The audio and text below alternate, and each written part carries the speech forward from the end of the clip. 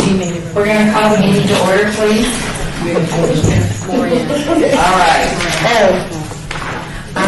Announcement for our open meeting law. We need to make sure we're in compliance with it. We are in compliance. All right. And then public comments during this portion of the agenda must be limited to the matters on the agenda for action. If you wish to be heard, please give your name for the record. The amount of discussion as well as the amount of time every single speaker is allowed may be limited. All right. Excuse me, Madam Chair, if you don't mind, can you confirm who's here? I didn't know we wanted to do roll call because it wasn't on here so good. Thank you, I appreciate that. Okay, we have Chair Heiss, Here. Vice Chair Evans. Here. Member Moore. Here. Member Goldstein. Here. Member Brown. Here. Member Drury. Excuse.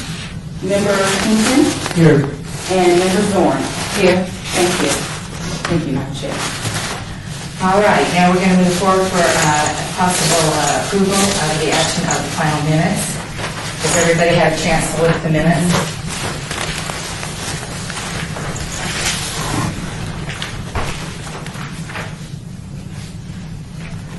I'll give you a couple minutes to look at it while we're waiting for City Manager Betsy Fretwell, because she's next on the agenda. So if you want to browse these and make sure they're accurate, that would be great.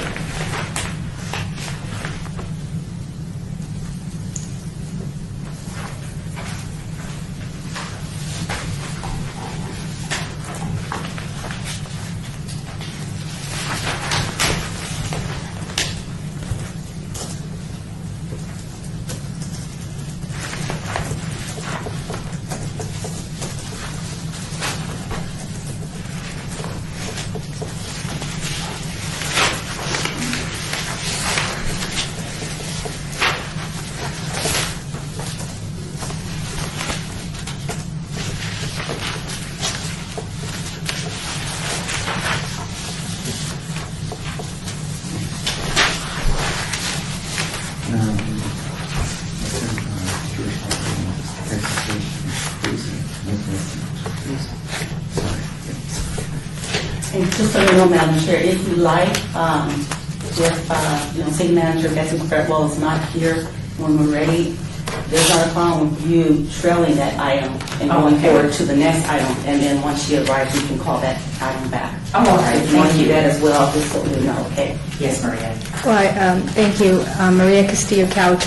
I was going to recommend that we could have Jerla start on the program, and I don't know that it's going to take her that long, but she brought some items, and so we could do that first as we wait for, and then the other simple things we can do as soon as City Manager Fretwell arrives. Okay, that's good, we can do that. And Gerald says she's going to stay for our meeting as well, so, because we had a long discussion on this, but, okay, that's good. All right, corrections on the minutes on page 3, top of the page. Member High stated that after meeting with a representative, it's Sue Joseph. That needs to be correct. Could you give me that page again, sir? It's page 3.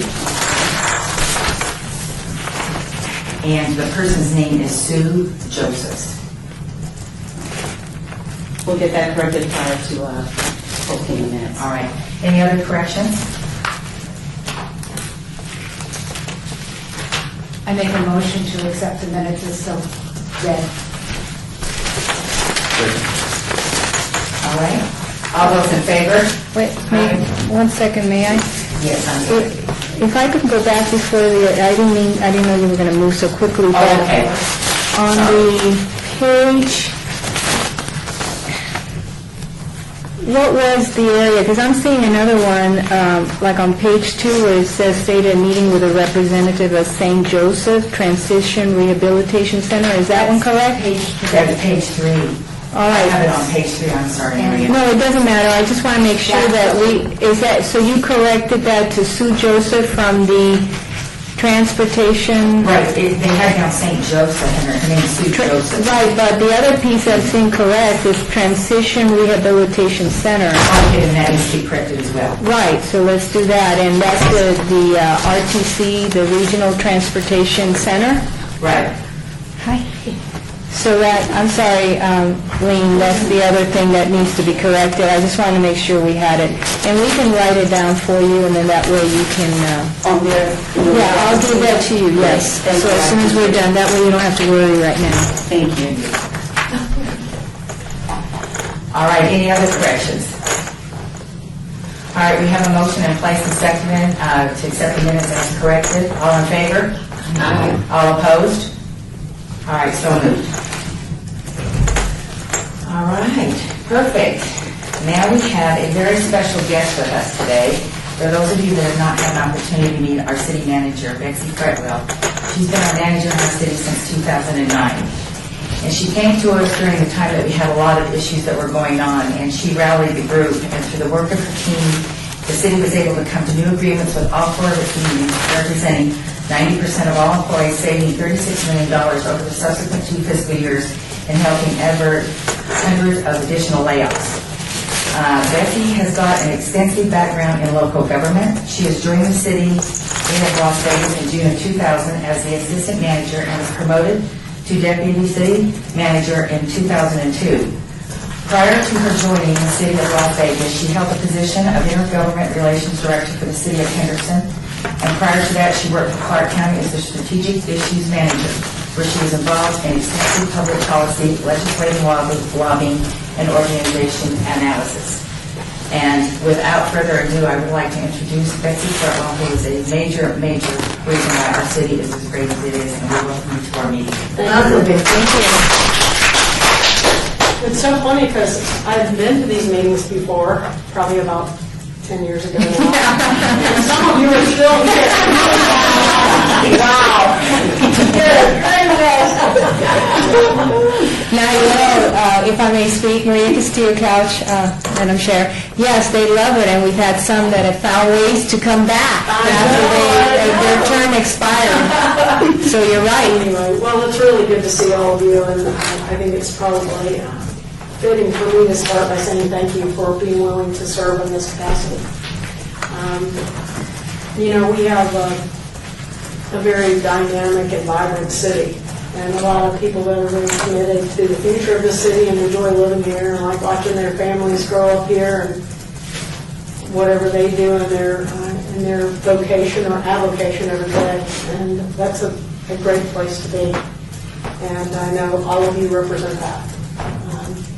And I really appreciate your willingness to serve.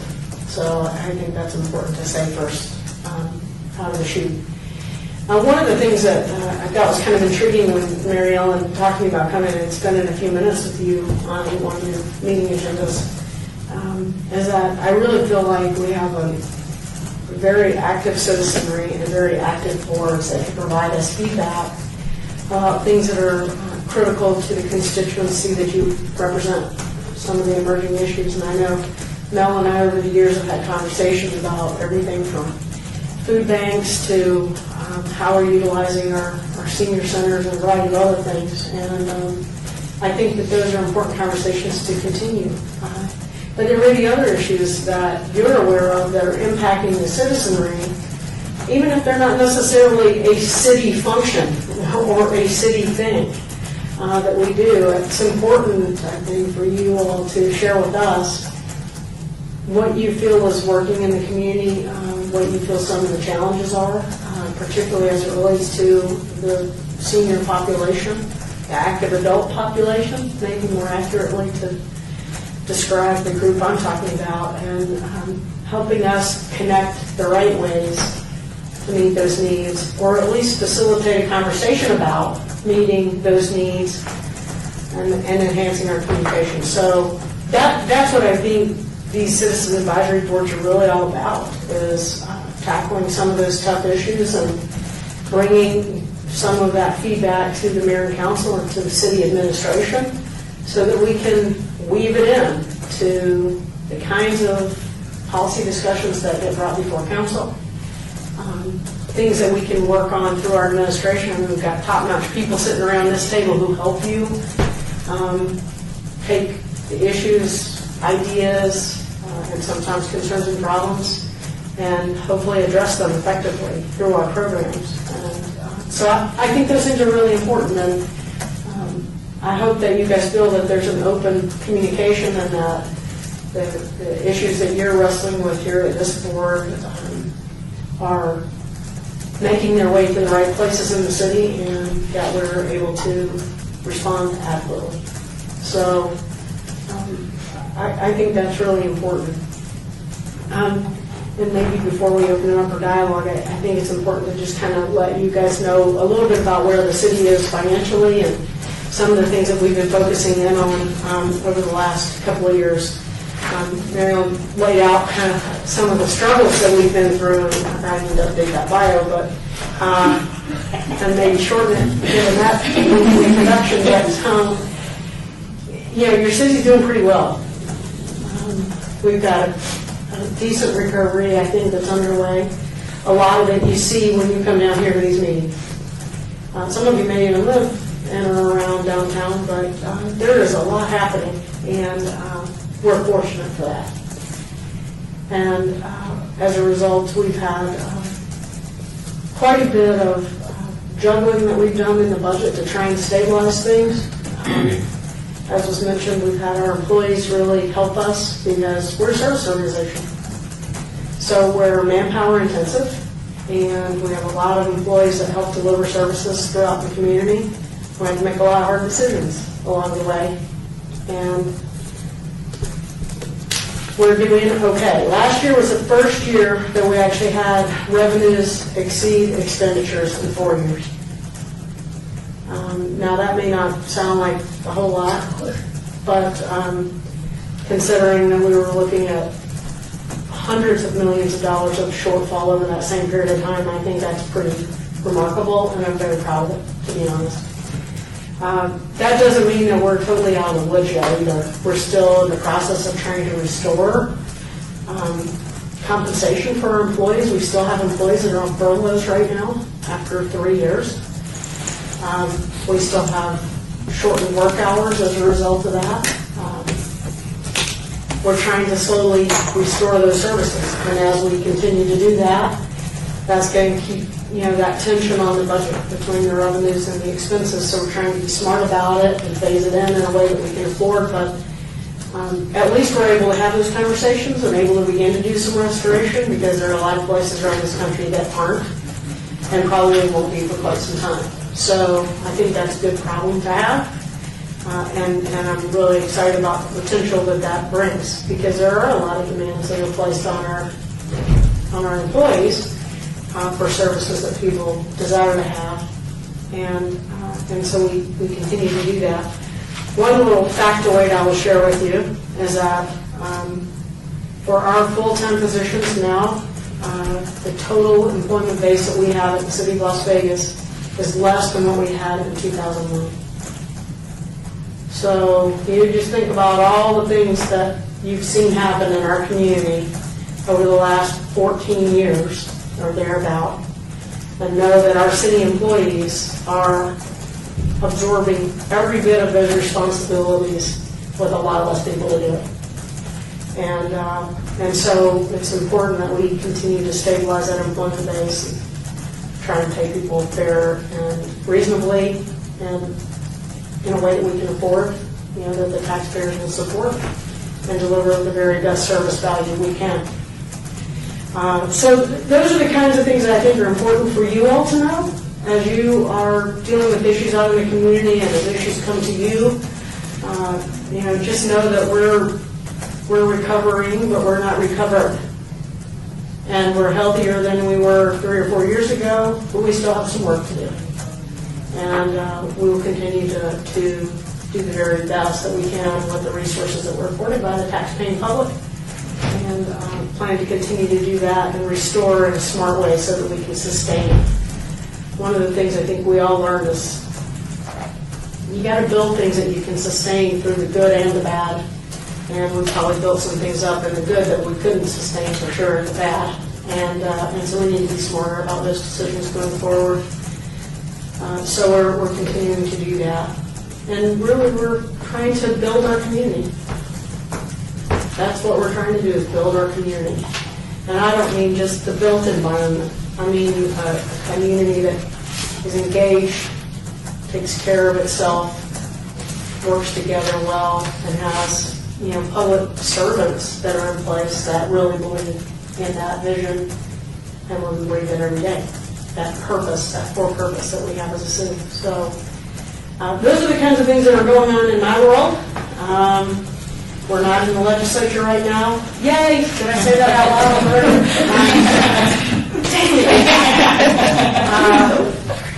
And so that settles things down for us a bit. So, it's helpful to have a year to breathe without having new laws plopped on top of us or new expectations handed out. And we're not in an election cycle. So this is kind of one of those years where we get to breathe for a minute and hit the ground running and implement the council's priorities in the budget before a whole lot of other outside factors influence what we're doing beyond the norm. So this is an interesting time of year for the city where we kind of recalibrate, move forward, and then gear up for future legislative sessions or election cycles or whatever might come our way. So it's a momentary lapse of activity on that front, which gives us a moment to really push forward on a lot of the things that council is excited to address. So I'll quit talking now because y'all are probably about ready to take a nap.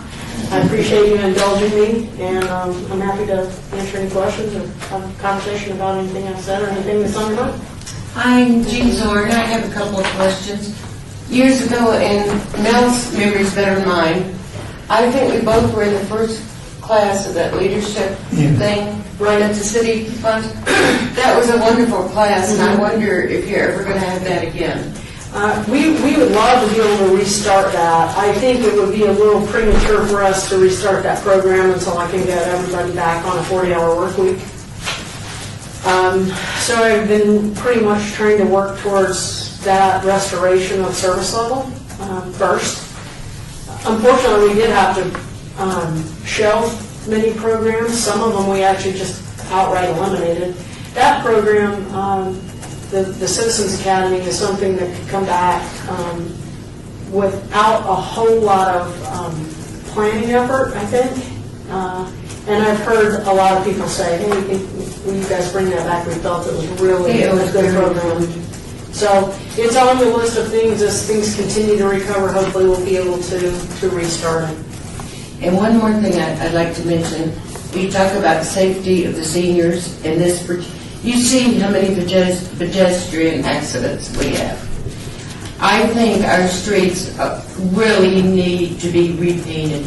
There are areas you can't even see the crosswalks to get it right to. Sahara and Decatur is a typical example. Right. Last time I noticed. And I think we need a lot of restriping on our streets. Okay. Thank you for letting me know that. I know we spent a lot of time and effort through the Public Works Department to improve the safety of some of the more unsafe or less safe intersections. And so I know we've been spending a lot of time and effort there, and actually that intense focus has really helped. But one of the areas that took quite a bit of a hit during the recession was our signing and marking area. And so there's been less people in that area to actually be able to continue to provide that service of the striping and restriping. And we're starting to see that grow back now, and so I think you'll probably see some pretty significant improvements.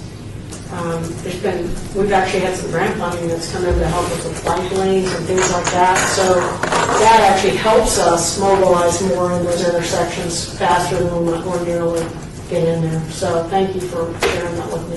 Thank you. Nikki Moore, what are we looking at on the Grand Teton? Do we have an estimate of when we're going to be able to actually drive down that way? Yeah, I just rode that area last night, and the part west of 95 is pretty devastated. And to have a whole half of a road fall in is... My son and I were down there the night of the storm, trying to keep people from driving into manholes that didn't have covers on them, and the water was coming up like this out of it. So... Yeah, there were a few manholes that were bubbling too, that were sitting on top of water, basically. Yeah, there's quite a bit of devastation. You get a lot of work in there. A lot of work.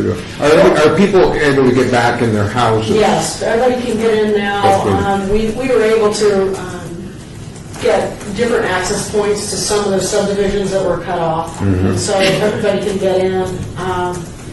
It's going to take us a while to rebuild those roads. We're accelerating one project that will sink basically culvert and piping to be able to take the water that's been running on the roads under the road. Some of those roads we may not reconstruct right now, wait for future development to come in and basically make it a 2-lane road instead of a 4-lane road. So we just want to be smart about it because we don't want to have to build something that we don't need until the adequate drainage can be put in. So we're working towards that end. But we're going to have 2 projects that are going to accelerate things. There's going to be one that will connect. Right now, there's a short stretch just below that giant detention basin where it caught all that water, which thank goodness. Can you imagine what kind of tidal wave we would have experienced had we not had that? But it caught that water and then percolated it out. But it was still coming out at a pretty fast rate as a result. And so it goes underground and then it pops back up along Grand Teton, and that's what wiped out part of that road and exposed a lot of those manholes. That area, we're expediting the design with regional flood control to go ahead and put in the culvert and piping necessary to take the water underground there. That was not on any current plan to do. You got the ditch, you might as well put a drain in it. Well, I think that's a really good point, and we're trying to take advantage of that versus just putting fill in there, and then the next, big rainstorm, it gets washed right down for our street cleaners to try and sweep off and stack on another vacant lot. So we're working on that. So that section is one that we're trying to accelerate. We anticipate the design time for that probably 6 to 8 months if everything goes as planned. And then another 6 to 8 months for construction. So we're looking at, 15 months to getting the water off of that section of the roadway. And then there's another section below the Ackerman Wash, just below the Tule Springs basins there, that we're expediting as well. That was already in the works, and so we're trying to move that more quickly into the construction phase.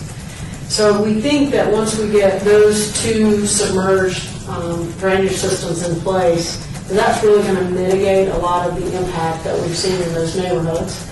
But we're still a year and a half out before you see that happening. So it's going to be a lot of cleaning on the parts of our street crews. During this last rain, we actually hired on an emergency basis Las Vegas Paving, and they did an incredible job to help supplement our workforce. And so probably we'll continue to use their help as much as they can to try and clean out that big basin. I drove out there yesterday, and it's pretty full of muck and tree debris and stuff that you can't use any other way, but stack it out there, let it dry, and then send it to Apex. And so it's a lot of work.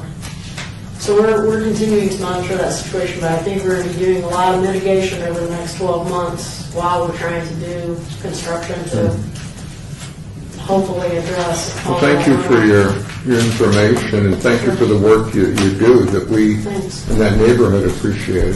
Well, thank you. Where are you? Durango and 95, I live right behind Albertsons and Oh, okay. that group. Yeah, okay. I know exactly where you are. All right. Charles? Is this a trick question? No.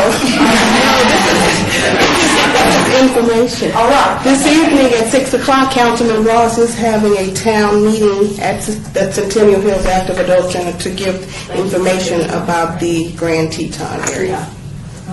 And nothing was TV last time says North Durango. Is he doing it North Durango, which is really out here, or is he doing it up on Sky Point? He's doing it at the Centennial Hills Active Adult Center on 6601 North Buffalo in the YMCA It building. was listed as Durango on TV last night. What was that? The news station is listed as Oh, they did? Durango. Oh, but I do know it's at Centennial Yeah. Hills. We have staff working You overtime. know what the library is. Thank Oh, you. no, yeah, All right, any other questions for our city? Yes. Betty Evans. And as you know, we are a senior citizens advisory board. Right. And over the past years that I've been on the board, and even before that, there were a lot of functions that happened. There were health fairs, there was, help me out, guys. You talk about what we did? Yeah. Medicare Part D Medicare, presentations, there were education. all different kinds of, we did a cooking class at one time, healthy cooking. We did several different things, and we did partner with the Senior Law Project to do living wills and that kind of thing, and durable power of attorneys and so on. And what I'm seeing out in the public is there's a lot of health fairs. Every senior care center gives a health fair. So I don't really see where we need to be providing health cares any longer. There's one a week somewhere, so you can go to, and every one of them has a little bit of food, which draws in our seniors. But what is it that you see that we might be focusing on to make a difference in our seniors? Well, I mean, I know that's a tough question. yeah, I think that there are a lot of different issues that impact our senior community. It could be everything from safety, as you mentioned, to transportation accessibility, healthcare access. I mean, I know a lot of these things aren't necessarily the city's job, if you will, but they still impact our community. And I think as informed as you all can be about some of these critical social issues that impact our senior community, the better informed we are. I think there are a lot of different forums that happen where you all could attend as, just representatives of this committee. I mean, each year, twice a year, there's a giant forum at Sun City. I don't know if you go to that. Some of you don't live in Sun City, and you might think, well, I don't need to go to that. That's Sun City forum. But I'm telling you, that place is packed. There's 500 seniors at least sitting in that room, sharing their issues and concerns. And I mean, that's a perfect kind of forum for you guys to go and sit and listen and talk to people and say, what's going on out here? How is your safety issue? How are you feeling about traffic safety? How are you feeling about healthcare access? Is this community providing what you need? I think being that conduit for the city council is exactly what you're supposed to be, and be able to explore some of those issues. You're not necessarily a service delivery committee, right? So you're really a group that should be exploring some of these issues so that the city council can take a policy position and direct staff to impact things. So if you're saying, Betty, that you guys have a conversation, you're like, hey, there's a ton of health fairs, we really don't think Parks, Recreation, and Neighborhood Services should be building out senior health fairs because every hospital does one and every senior center does one and all of it. We don't need that. That's duplicative. That's good feedback for the council to know, so that we're spending that time and effort and resource on something else. Maybe it's healthy cooking. Maybe it's focusing on making sure that the roads get striped in enough time to make a difference. Those kinds of things help us know what you think not only is important, but is unimportant or unimpactful.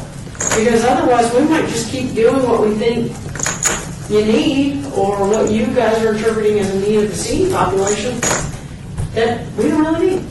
I think that's important. Does that help? That does help me a lot, because I am a firm believer that every newspaper you pick up, there is something about health in it. Every magazine, every radio station, every TV, they're talking. Dr. Oz says every day, 5 sins, and he spouts them out, and he tells everybody. And people, they've got to be hearing this. So we don't need to be telling them that again. Right. Everybody is learned. There's AARP with their magazine and health issues. There's every health organization has their own handout, their own paper. Every hospital has one. We don't need to be really doing that anymore, I don't think. But I think that I think some social issues are a real impact. People that sit at home in their room and they don't get out, that's a real detriment. There needs to be activities, and maybe that's something more that could be focused on. Healthy activities, not gambling. I appreciate the invitation today, I really do, and I thank you for everything you do, and taking the time to come and talk about significant issues in my community, and if y'all ever need me, you know where to find me. It's not hard to find this building, right? And you can always call me, and I know sometimes I see some of you at city council meetings, or maybe at meetings out in the community, when we have town halls and things like that. But, don't hesitate to let me know if there's something going on. We've got great staff here helping you guys address some of these issues, and we're happy to elevate them to the council as needed. So thank you very much for your time. Thanks for being here. We really appreciate it. Thank you very much. And before you go, we have a favor. Oh, okay. We need to move item 10 up, presentation to Betty Evans and Nikki Moore for their service. Since Betsy's the city manager, we would like her to do the presentation of her awards. Sure, absolutely. Get that out of the way. All right. This one's for you, Betty. Okay. So this is a certificate of appreciation for all your service on the Senior Citizens Advisory Board. Thank you very much. You're very welcome. Thank you. Thank you. Thank you. Thank you for being our chair. Oh, wait, I guess we should take a picture, huh? Here's our certificate for you. For serving as a vice chair of the Senior Citizens Advisory Board. Thank you very much for all your service. I really appreciate it. Thank you very much. May I have the three? I didn't bring a camera. I mean, I used to have a camera. What am I doing I got here? turned I don't know. What are we doing? What are you doing? I'll turn around backwards. I know. You want me to pick up? Take a picture of yourself. To Betsy? Betsy said she'll Oh, do yeah, it. you gotta do so. Maybe I have. A little turnaround thing up in the right corner there. You gotta- I do that now. Well, I'm no help, so that's why I'm doing it. Yes. Michael, one flash, you might have heard of it. Oh. I thought we had to turn around. Open it, Marge. Open it. Well, both of you, Betsy. No, we're gonna hold hands. We're gonna hold hands. Here we go. There you go. Now. Say cheese. Cheese. Cheese. Let's do one more. Smile. Okay. Did you All right. Thank you very, very much. Did you get out of One of the words I was involved with was getting them out to Cub Scouts, but I was wearing my dog costume. Well, I didn't dress up for you guys today. Sorry about that. No dog costume going on here. Thank you very much. Thank you. Thank you very much. I appreciate it. All right, for inviting me. Thank you. All right, see you later. I was expecting to sit over in person. You were?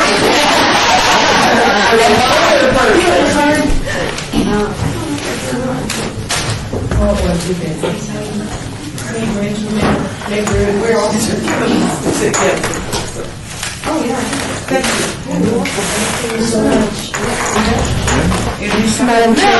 Yes, ma'am. You know my number? Did you want to? Probably got a hotline here. We'll take a cut. All right, thanks you guys. Thank you. Have a great meeting today. Thank you again, Betsy. All right, take care. Yes. I just want you to know that your certificates were signed by your council person, even though you can't really read them. Thank you, Maria, for getting that handled. Oh, and that- I think that's important.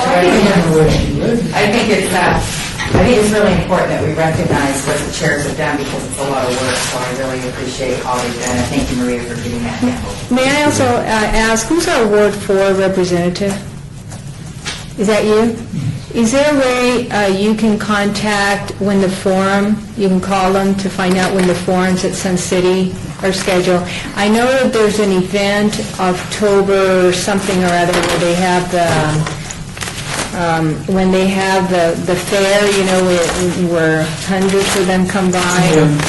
And that's October, or maybe September 28th. It's actually September, it's actually the Sun City Health Fair, but at the Desert Vista Community Center.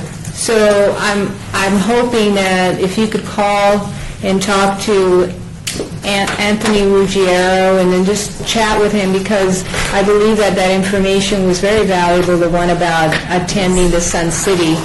So if you could do that and work with me on that, that would be fabulous. That's at Desert Vista, isn't it? Well, that's the health fair, what they have for Sun City, but what was mentioned was the forum, and that's where we would just sit and collect data on the issues that those seniors, and you know, depending on what neighborhood you go, there's different issues, but if we went, for example, to Gene Thorne's Neighborhood Association and listened to the group, we could pick up if you're still holding meetings, or if we went to another neighborhood, you know, just depending, like Fran Drury, if there was something on the east side of town, we may be able to collect some, that could be our strategy as we start collecting data for what should be advised for the council. But I thought since she mentioned something, we could follow it up in terms of how we might be able to. All right, moving on to the next item of business. Jules Henderson has graciously come to our meeting. She was employed by the City of Las Vegas in 1992. She's been with the city for 21 years. She was hired as the coordinator of the Doolittle Senior Center, a position she held for 14 years, I apologize. And in 2006, she was promoted to her current position as supervisor of the City of Las Vegas Senior Centers. And we had a delightful conversation, and she's done a lot of preparation for our meeting, and she's consented to stay for the meeting because we're going to do our board reports, and she's got a lot of things to share with us. So thank you for joining us today. Thank you for inviting me. So basically, I wanted to give you some information about the centers. There are 5 standalone senior centers in the city of Las Vegas, and there are also senior activities operated out of the East Las Vegas Community Center. In order for a person to participate, they must be 50 years of age, so we do consider 50. So I don't think any of you would qualify, but they must be 50 years of age. I'm passing around a handout that gives you the location of all the senior centers. We do have the Centennial Hills Active Adult Center. When that opened, we decided to change our direction a little. Some people feel they don't want to go to a senior center, even though they may be 60, 70. They feel that they don't want to be around old people. So we found that active adult would be more inviting, and that has proven to be correct. So we do have the Centennial Hills Active Adult Center. That building is located on North Buffalo Drive, 6601, and it's in the YMCA building. And the good thing about that, it is a $2 a year membership to join a senior center. If you were to join today, your membership is good for a year from today. It does not go for calendar year. So the good thing about the Centennial Hills Active Adult Center, they also have times in which they can use the YMCA facilities. So the active adults don't have to get a membership to the Y. They could just join for $2 with our department, and then they can utilize the fitness room, the swimming pool. I'm sorry to interrupt you. We need one more. The city clerk needs one. What would you have an extra copy? Thank you. Oh, okay. And then there's other things. Oh, you got it. Okay, thank you. There's another one to go on. Somebody. Okay, thank you. Oh, sorry. Go ahead. Okay. And so I was talking about the YMCA, so they could utilize those activities. Is that the one on Meadows Lane? No, that's the YMCA on Buffalo, 6601 Buffalo and Centennial Hills. So that's the only facility where the participants are able to utilize the Y. But the membership, if they were to get a membership at Doolittle for $2, they could use it at any of the 5 senior centers. So $2 goes a long way in the city of Las Vegas for active adults age 50 and over.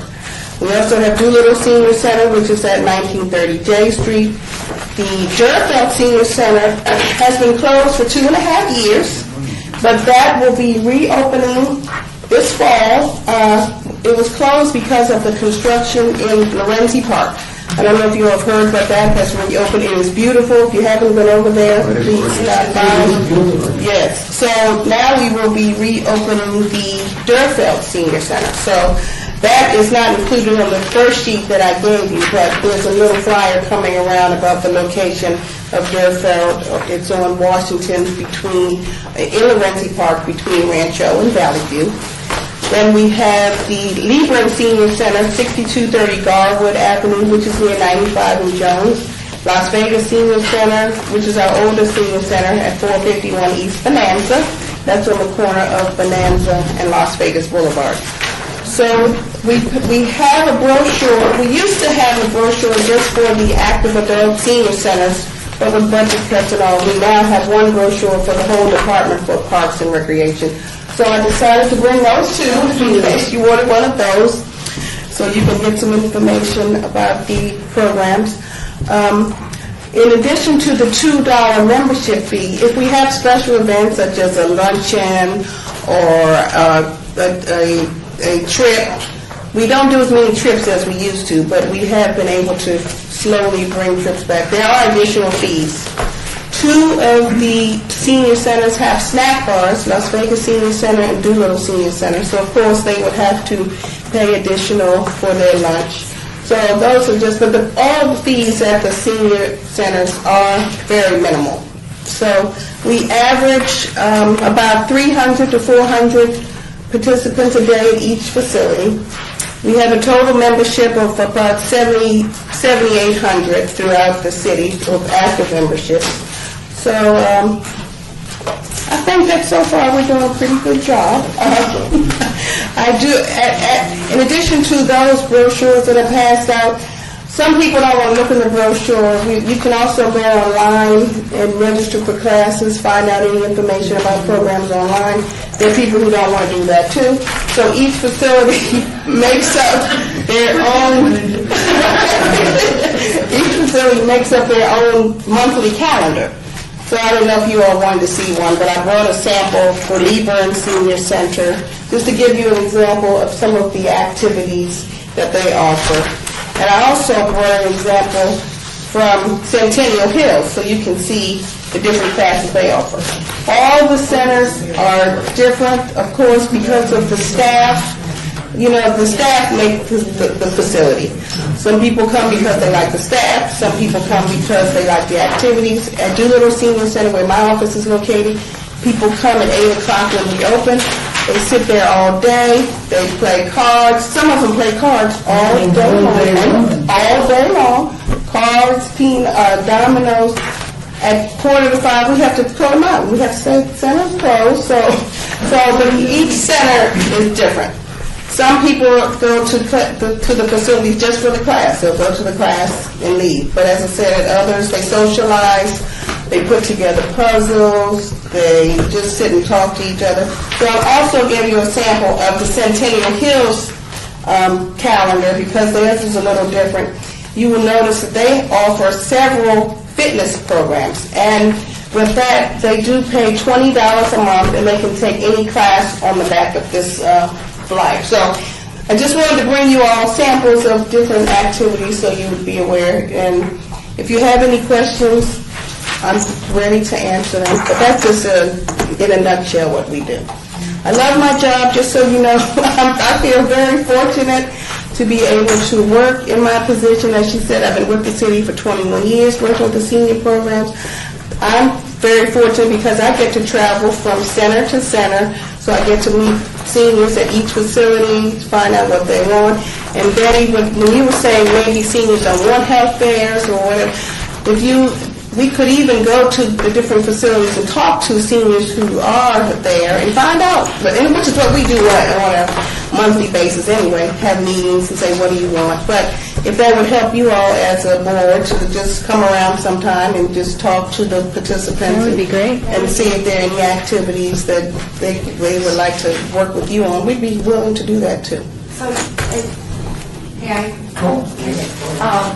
I didn't want to infer that seniors didn't want health fairs. Oh, no, I understood. I know what you mean, because you're right. I just think that we are bombarded with health information that as advocates for yourself and your own health, then you need to take action. And I understood what you meant, and I'm sorry if I said it the wrong way, but I'm just saying, I understood. But if you want to get other ideas, we could do that. So, curiosity question, how many other centers, non-seniors, do we have in the city?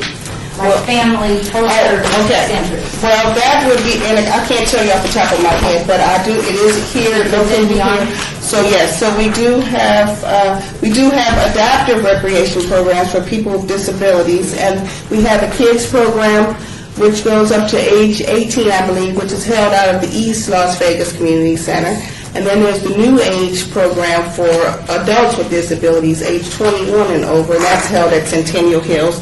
We do have community centers, I just have to look because I can't tell you off the top of my head the Well, numbers. that's okay, I'll look it up. But I do know that there is Doolittle Community Center, Mirabelli Community Center, Veterans Memorial Center, Stupak Memorial Center, Cimarron Rose, and there may be one more that I left out. And so, for instance, what I wanted to bring out here is why we have the seniors centers that are for seniors, and they get a $2 membership plus a fee for some programs. The Veterans Memorial Leisure Services and some others that incorporate the seniors into their programs coming there, they don't get the $2 membership. However, they do get a senior discount for the programs that they want to participate in. So we've got that going on, like we have talked before about, we should have senior discount. Yes, we do. Yes, we do. And again, some people don't want to go to a senior center or an active adult center, so they would go to one of those centers, and you're right, they are entitled to a discount. Even though they don't want to be considered a senior, they want that senior discount. Absolutely. Yes? I've been a few times, and when you have revenue shortages, a couple of years ago, you had time bowl meetings, projecting to $2 fee, even $5. I mean, it could add programs on, it could cut back of hours.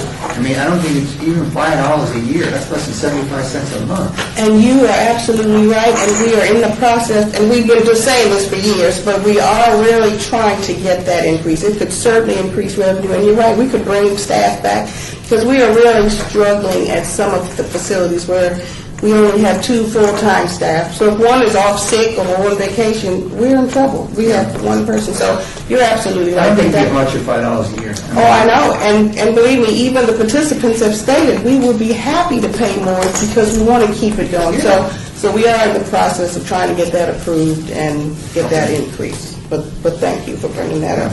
Appreciate it. Anybody else? Mel, how about you? No, I'm not familiar with Centennial and Lieberman. My wife plays cards. Oh, okay. Sometimes they play all day. They do. I know when we had the computer lessons before and Urban League was involved. Are they bringing, I understand they're bringing it.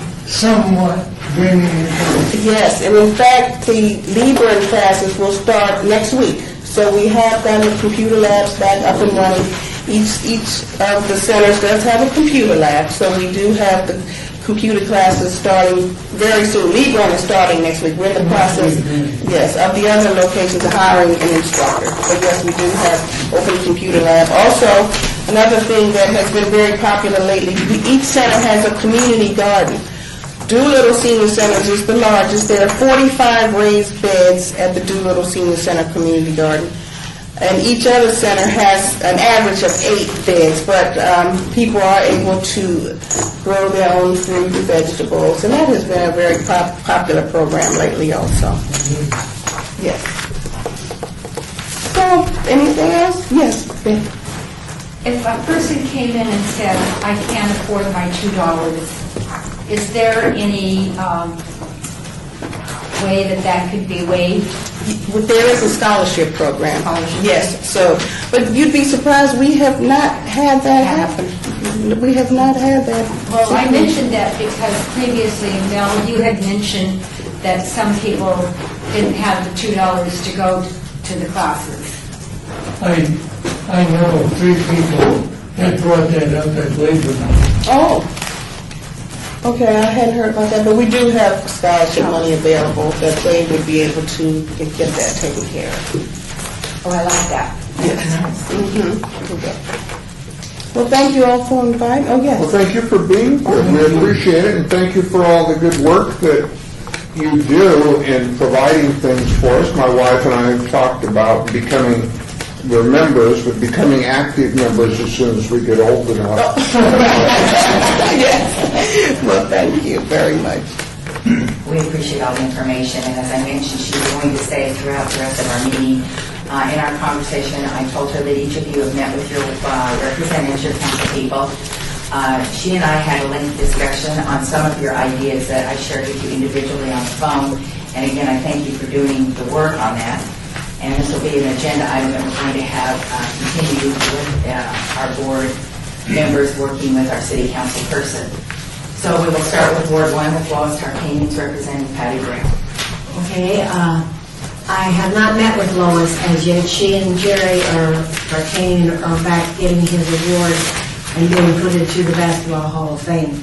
Massachusetts. I think she could have skipped it to talk to me.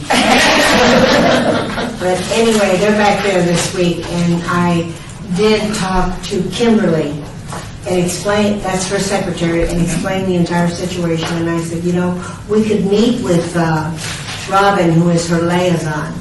She said, well, I've got a better idea. She said, if we can schedule it, let me look at the calendar here. And she said, if we can schedule this for September 24th at Sartini Plaza, all 3 of us can be there.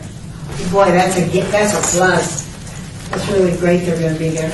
So my manager is going to be there, our social director, and since I'm in Ward 1, Jamestown Towers has a social director too, so I took it upon myself to invite her. And I don't know that...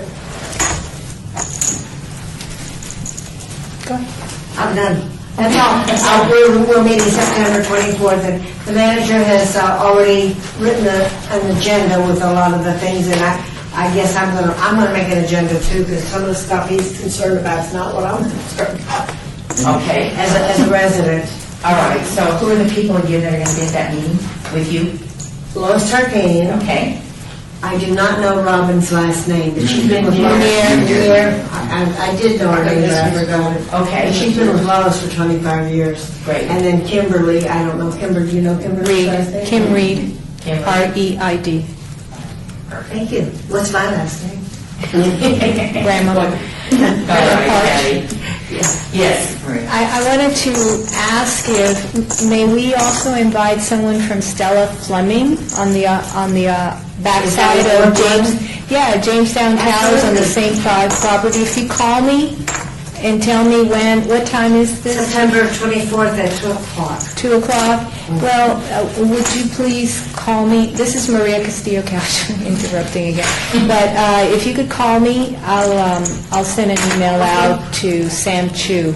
Okay. Is his name, and he's the manager, and I think it'd be great to talk. Well, at first it was just going to be, you know, Housing Authority? Lois, no, nobody from housing. Outside of our manager and our Okay. social director, Daniel King. And I invited Yvette Mendez. She's on her honeymoon right now, so I haven't invited her yet, but she'll be back in time for this, and I'm sure she'll come. She's a very active social director for Jamestown Towers.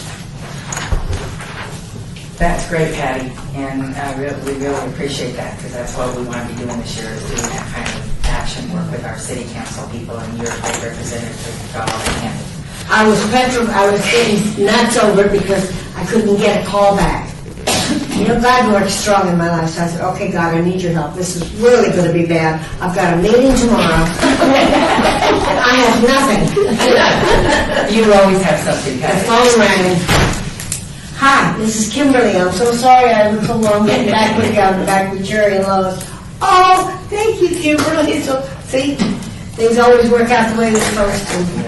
Thank you. And Madam Chair, if you don't mind, if I could just note for the record, we are on item 7. I didn't get a chance to kind of overview it, that would be the Correct, no problem. Call each item. Oh, we need to call each item by number? All right, thank you for telling me that. That's good to know. All right, moving forward on item 7, we have Ward 2, which is Bob Beers. And Betty and I have furnished you a copy of basically what we have with Councilman Beers in our ward.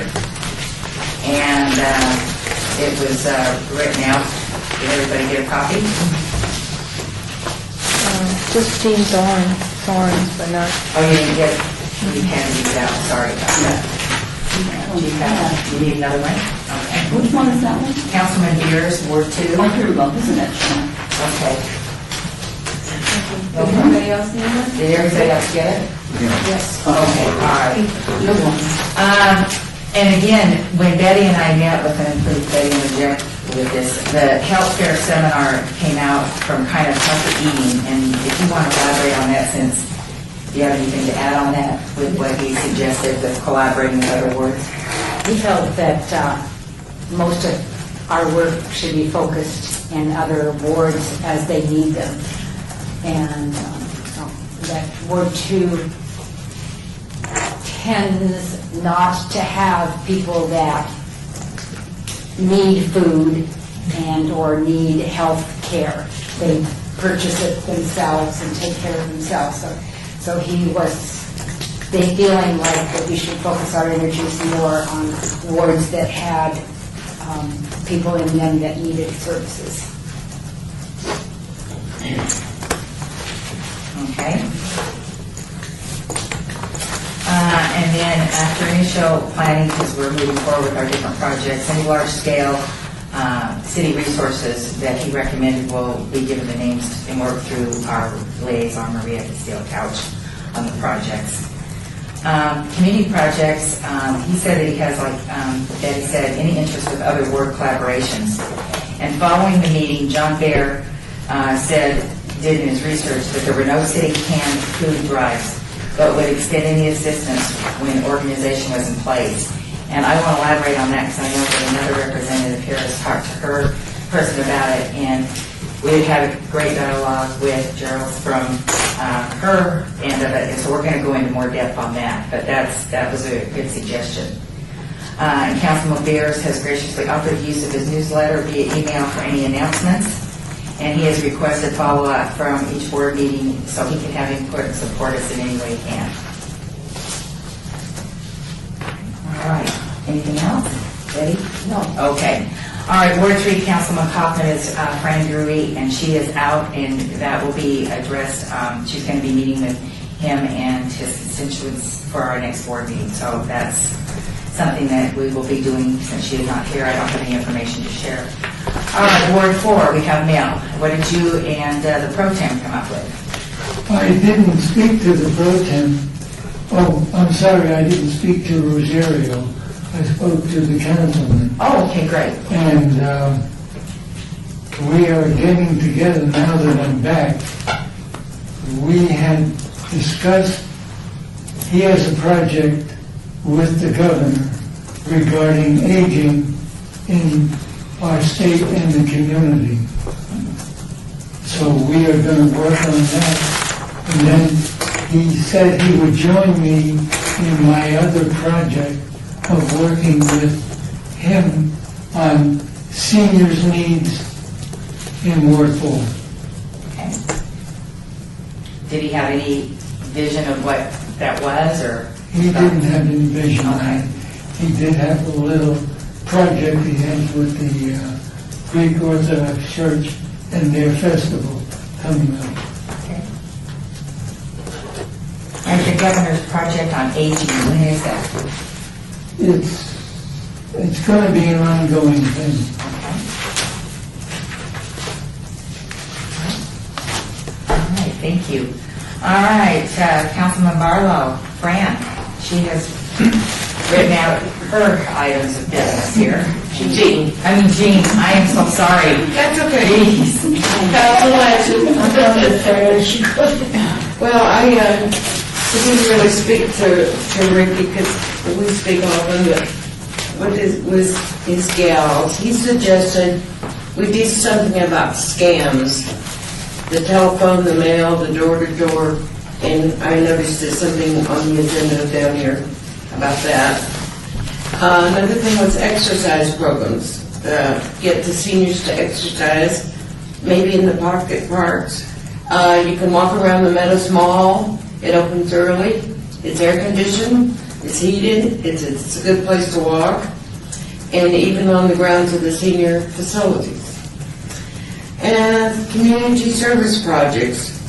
He talked about scholarships, backpack collections, blanket collections and donations, coat collections, and a canned good collection. Now, he doesn't have any canned good things, but Mary Ellen and I kind of touched on that about maybe setting up something in the senior citizen thing, and we could get our boxes from Costco, they give them away, and put them in there and collect maybe for Thanksgiving and give it to June 22 or whoever.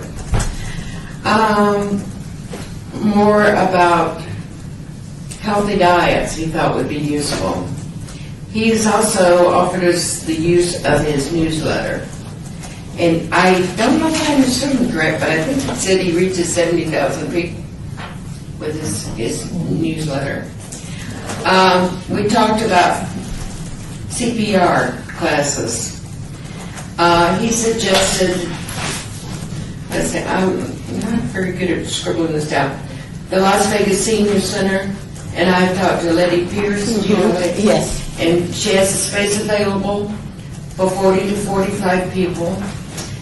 She would like for us to have it on a Tuesday, except for the second Tuesday, they have another event, and there's no parking. She also gave me the name of a gentleman named Mark Newman that works with the fire department that put on these classes. And we can set that up with him to get the firemen to come.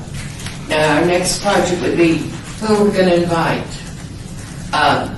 There were a couple of suggestions, maybe all of us bring 2 or 3 people, our friends, our husbands, our spouses, whatever, for the beginning of this, and just kind of get a feel for it, and then maybe work at your centers. That's under discussion. And this place is down by Doolittle Gymnasium, right? Yes, so Yeah. that's the Las Vegas Senior First I thought she said Doolittle, and then I called and Yes. found out that Letty was not the Doolittle. And Councilman Barlow staff called that the Dula Senior Center because that was the name years ago, but now it's the Las Vegas Senior Center. Okay. So, But anyway, those were his suggestions, and he said he would be at this. Of course, that depends on when it is, but that would be good too. And I guess that's it. You did a great job, Jean. Thank you very, very much. Thank you. Madam Chair, I lost a little bit of the information. What did Letty say that she's got a room that we could use to do any kind of presentation? No, for the CPR presentation. Oh, just a CPR presentation? She might have a room that's available. Yeah. So maybe that could be like a room at Ward 5 that we could use there. And then, of course, Gerald's could help us find out, there's room everywhere else, so no problem. So just for CPR, okay. Thank you. And I know that you're chomping at the bit, so go ahead and talk. oh no. Because, no, you had some very important information because you were following up with that, and that's one of the reasons why you stayed, because we had discussed this, so go ahead. Yes, well, at the Durfeld Senior Center, the staff, they're getting ready to open up, and their plan was to have a large food drive, and they are in Councilman Barlow's ward, so at the Durfeld Senior Center. So we already have that plan in place, so if you want to work along with us, we could help. That's fine. Do We that. were kind of thinking we could get all of them to do, and maybe a little competition And that's what we would do. If you want them to oversee, it'll help you get it organized, and then we would put boxes at each facility for each ward, and we And can we could certainly do that. collect boxes and take them Yes. to wherever we wanted to take them. Well, now, where do you have the food designated? What have you thought about? Really, it has not even been, because we're just in those planning stages, because we just got the staff person Monday. Okay. But, you know, we're in the June 22, so. Yes, that's a good one, that's fine. Okay, yes, ma'am. Oh, I was going to say, Madam Chair, that there is a list that was developed, like at Jude, in terms of what should be collected, so, but let me advise that if we do this, you're talking about picking up the food and then delivering it to Jude 22, and, you know, there's more than just having them collected, there's the pickup and Oh, yeah. watching it and all that. Right, you don't have that all in place. Yes. Yes, she has it all in place. Well, she has it in place, but I didn't know if it meant that staff is going to do the picking and driving to someplace else, or if that would become our responsibility. So I just needed to point that out. Just because we do the food drive doesn't mean that we have, she just said she's got 2 people in each center. Yes, Pretty but much. we still, We can.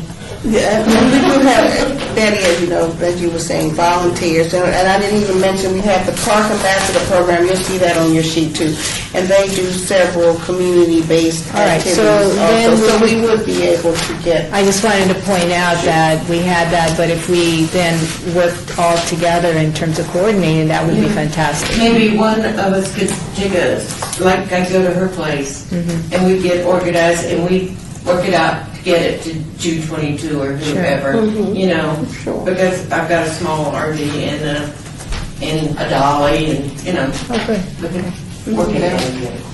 I have several things, so let me take a few minutes here. One is we could form a small subcommittee to work with Drulis on the canned food drive so that we get all of our ducks in a row and all the centers that we want to use it, come up with some, we were talking about competition, okay, and they got 50 pounds and you got 100 pounds and competition. But we could do a subcommittee with that. And so I love that, and I would definitely nominate Jude 22 as our recipient because they're all seniors. So this would be seniors helping seniors. So I like that. That would be something I would recommend. And then I want to go back to the CPR. The CPR, that group you're talking about with Martin, they are already on Leburns. That's right. They're already on Leburns. They've already been at Veterans Memorial. They're coming back to Veterans Memorial. This gentleman told me they have given classes. They've done many classes all over, but that was where my intent was previously, is getting them to all of these centers. And so, because that hands-only CPR is only about 45 minutes, and it's excellent. Then if someone wanted to go further and get certified, that's on here too. So you can get your CPR certification. But if you just want to learn how to do it, so that, Patty, so that your neighbor next door that you find laying on the floor, you can react. Exactly. And who needs it more than seniors? Well, Everybody. everybody. Yeah, So, but theoretically. yeah, that was my 2 thoughts, was we could do a subcommittee for canned food drive and get it going, and then the CPR can get Well, the added in. CPR, I don't know, it's just a thought that we could start with our group. And we each bring 3 or 4 people, invite 3 or 4 people to come with us and see how it works and then branch out from there. It's just a thought. Okay, Gerald, for point of clarification, oh, go ahead. Madam Chair, I must interject if you will allow me to, please. That's fine. And commenting on, sorry, these names, remember Zorn, your comment about the subcommittee? No, I'm sorry. Remember everything. Okay. It's all That's all right, don't worry. One of the things with these boards is we have to be careful, and we'll follow up with the city attorney's office. When you mentioned the suggestion of having the subcommittee, there was some concern relative to when you're having a gathering of some sort, you will establish a quorum. Right, and we understand. So we're always mindful of the open meeting law. We don't want to be in, not in compliance. Correct. So in one case, what the city attorney has advised us is, rather than establishing a subcommittee, they prefer that we use ad hoc committee. Okay. This way you are in a group, you are coming together, you are working on something, and we don't have to worry about that issue Oh, with the thank quorum. you. So ad hoc I will get that. together, I appreciate Now, that. as far as the number of people, I don't know. I don't know, if you get a point, you can't, there's no way for you to plan to say, I know for sure 5 of you are going to gather together to donate. So I want to make that comment and be mindful of that. And if you decide to go that route, by all means, if you wouldn't mind, I would urge you to follow up with us just to ensure we're all on the same page and we have that as an ad hoc committee. And if you decide to do that, then we may have to put an item on the agenda where you can make that motion. Someone can nominate, whether you have 2 or 3 people on that ad hoc committee that would kind of oversee those donations being done and coordinate getting it over to, I'm sorry, Geraldist. Geraldist, I'm sorry. Geraldist. Those are the 3 people that you would end up being the ones to always do that when they have to work with you on that. So just want to keep that in mind, make sure we do this correctly, and I'll get with you as well, just to make sure we're on the same page. And Perfect.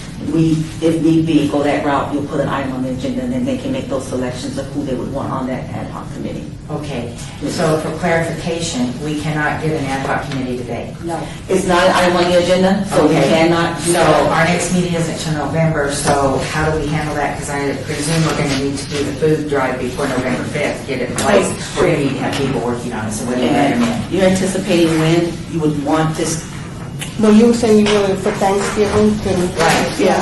So what else needs to So be on we it would next need to month? start I would that. suggest, if you don't mind, then if I follow up with you next week. Okay. And you guys, if you can, check with the members to see about, if there's a certain weekend you want to do this, then I can follow up with Steve and say, how many will you plan on going?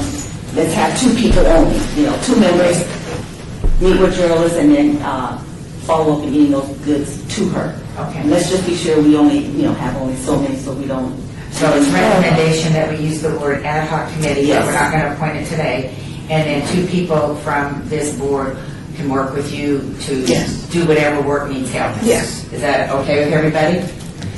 All right, then that's good, and that's what we'll do. And if you like, I'm sorry, if you like, I can, when I follow up with you, once we confirm everything, I can send out an email to all the board members and Maria, letting them know, these are the 2 individuals. This is what's going to happen in the meantime, prior to us, if you guys decide to go ahead and continue with that ad hoc committee, okay? That's great advice. That's perfect, okay. Thank Can I you. ask a question? Sure. Following along with this, if something ever comes up, can she call a special meeting? The chair, Yeah. She Even should. by phone? by phone, no, only because this. again, we're dealing with open meeting law. If Chair Heiss decides, you know what, we need to have a meeting, by all means, you're more than welcome to contacting Maria. Maria works with our office. We can let her know what available dates we have. Then you guys, by all means, can have that meeting. We've got some boards that do that even now. They have special meetings. So that's not a problem at all. The main concern is gathering together in a group, and then all of a sudden we have a quorum, and we need to have that meeting posted by law. So you can do that by all means. And like, if you want to go ahead and form that ad hoc committee prior to the event, you can do that. I can follow up with Maria, let you know what dates we have, if you want to do it next month, if you say you want to do it this month.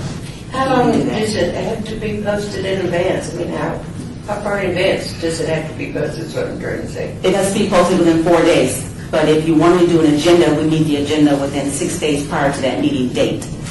So we have multiple boards. We just want to make sure we're able to look at the calendar to say we can fit you guys in. If you know the meeting's going to be a short meeting, then I can say, oh, you know what, we can fit them in. We've got 2 meetings that day, but in between, we've got a 2-hour window. You may only want to meet for an hour, and by all means, we can do that. We just want to make sure we have enough time to get it posted in accordance with the open meeting law, and you all have time to check your schedules as well, and we can say, let's go with this. Perfect. So it can be done. We just want to make sure we're in line with the open meeting law. Well, thank you for clarifying all that. That You're was welcome. good interjection.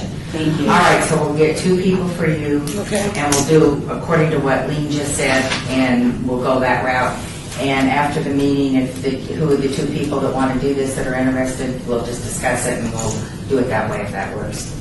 That would Okay. be good in the meantime. All right. Now, as far as back to the CPR issue, I think David's point was that we already have these classes going on.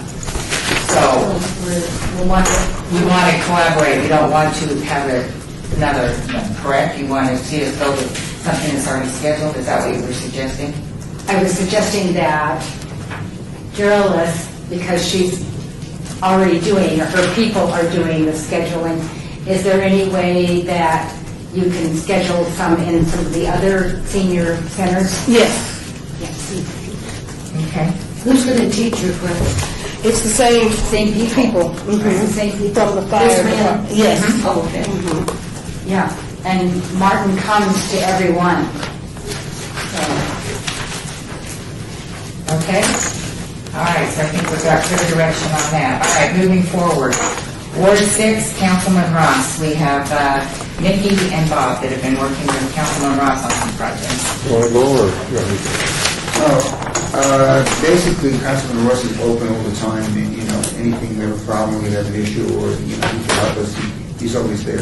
I mean, we have the Centennial Hills facility, as far as even going into food drives, on this late holiday, there's a food basket set up there for the food. So do you have anything else?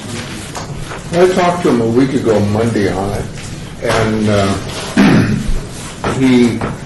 I asked him about a food drive, and he mentioned Cowboy Christmas. But I think that's at Lamb Park, not the Cowboy Christmas at the convention center. Right. And he said that he's planning on having a food drive there for June. So Okay. that is kind of I think he does that every year pretty much. And I said that I wanted to be supportive of him, and I would hope that he would, in turn, be supportive of us, and I think he will. And we mentioned, at one time I thought, or we heard something about getting information on the different councilmen and what they're doing, or when they're doing. And if I could get that, then I would try to be supportive of him and go out as often as possible. I do not get his newsletter. I have to go up every time I ask, but it doesn't come through. It doesn't go to my junk mail. I just don't get his newsletter. So I have to get it forwarded to me from somebody else. But, so I think he will be supportive. He's always been supportive of anything I've ever wanted to do, so. Okay. He runs CPR classes almost every month and a half at Centennial.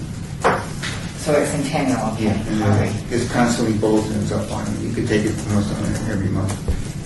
Okay. All right, well, thank you again, all of you, for working with your council representatives, and I think this is a good start for what we're going to be doing for the upcoming year. Next item of business, item 8, discussion for possible action on selection senior of the quarter. And we have handed out information about this individual that we're going to be recognizing. And this was recommended by Betty, so Betty, if you'd like to share with us any information. Well, I'd like to tell you about this marvelous lady, Billy. And I don't have a picture of Billy, but I have a picture. I sent you all a picture. These are her certified therapy dogs. And they are certified through an organization called Sharing Smiles and Joy. And what she does, and many others do the same thing. This is just, she's one I personally know. If they go to, she goes to Las Ventanas Skilled Nursing and Assisted Living section, Las Ventanas, with her dogs, and she goes into each room where there are patients, and her dogs and her visit with these patients. They provide smiles, licks, love, jumping on the bed, even though it might not be loud. But anyway, Billy is wonderful. She also taught one of their staff people, as I put it in my this little staff person was just afraid of dogs, and she taught her how to hold the dog and care for it and be comfortable with it. And this staff person has a cute little boy, which I sent you a picture of him, Giovanni, over in this corner, who he now goes to Reading with Rascals, and he reads to the dog. So she's involved with people in the hospital, a lot of them seniors, and with children, Reading with Rascals. So I just think this is a really important lady to recognize her work that she's doing. There's a lot of documented benefits for therapy dogs. And the one I always love, because everything that's a benefit of being medical, everybody says it reduces your blood pressure. Well, if we did all the things that they say we should do, all of this would have really low blood pressure.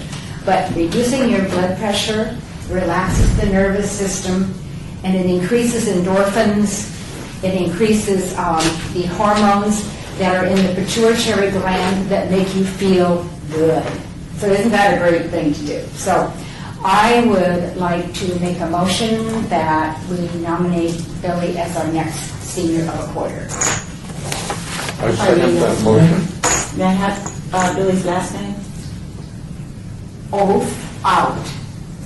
O-A-T-H-O-U-T. Oath out. All right. All those in favor, say aye. Aye. Opposed? All right, so moved. Because of her closeness and contact, Betty Evans will be at the October 16th, Wednesday, Board City Council meeting, doing the presentation. I have one question. Is she bringing in her dog? Yes. Cool. So if any of you can attend, that would be probably a pretty cool one to see. So that would be fun. October 16th, which is Wednesday. And the time is 9? Yes. During the ceremonial, yes, from 9 to 9:30. There'll be second or third on the list, or fourth. No, Wednesday, October 16th. 16th, okay. Yes, at the council meeting. Yes. Maria, may I ask Maria a question? Will you contact her, or do you want me to contact her? Because I know the letter will go out. Yes, Maria Castillo Couch, there's a process that we need to follow, which is a letter has to be sent out, and then a certificate is ordered and through our print media so that it's framed and ready. So those are the two things. You can still call her and then just say that a letter will be forthcoming. Then I will do that. Okay. All right, great. All right, number 9, discussion for possible action on scams targeting seniors. I know that Nikki and Bob have been working on projects on this, and Jean, please feel free to pipe in because you have input on this, so go for it. The scam issues. Well, we're going to share, I talked to Mickey, and we've done this before, we've taken a show on the road to some of the senior housing. We curtailed it for a while because a lot of people weren't even there anymore, but we were lucky to get a new list, and I'd say within the next month or two, we're going to take it on the road again to bring literature to senior housing and advice, and that he went in on that. Well, he's also working on some other information. You emailed me, you and Sylvia going to some sort of seminar? Yeah, we're having a 3-day seminar here in town that we'll be attending on this type of thing. So I'll be getting literature from that, and so I'm trying to follow up on some of that. Is that the email that you sent all of us about the seminar? Yeah. Okay. So what he's referring to is that email that Nikki sent about it, inviting any of us that want to go to that?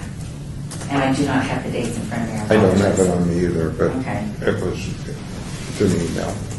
And it just, in going out, we usually find that we go, when they have the regular monthly meeting, is a good time to do that. Well, this is a very busy time of year between Thanksgiving and Christmas, and so their monthly meetings are somewhat tied up with the holidays and the holy days and so on.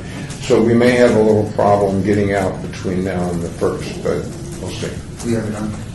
The other thing is, I noticed at the post office a couple of months ago, this is scams, lottery scams, penny theft and all that, and I called the post office and they wound up sending me, literally a book full of literature on scams, identity thefts, and what I'd like to do is possibly put them out to some of the senior centers and senior housing. Now I got you 2 ladies here, would you be willing, if I gave you some, put it into Sartini and Absolutely. Fleming's and Doolittle and Lieburn's opening up. I I could put in Centennial. I got a ton of this stuff. Does anybody else want to put into any senior center or housing? Well, I could take it forward, the senior center. Yeah, and also, Bobby, can make sure that we can have copies of whatever you're handing out, so Yeah. she can have that in her records, for reference.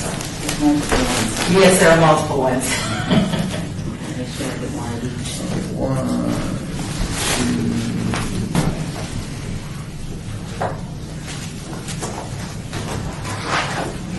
Yeah. Okay, perfect. Thank you. All right, so if you can get with Bob after, thank you. If you can get with Bob and then share that, and make sure you have it, that would be great. Anything else on, Maria?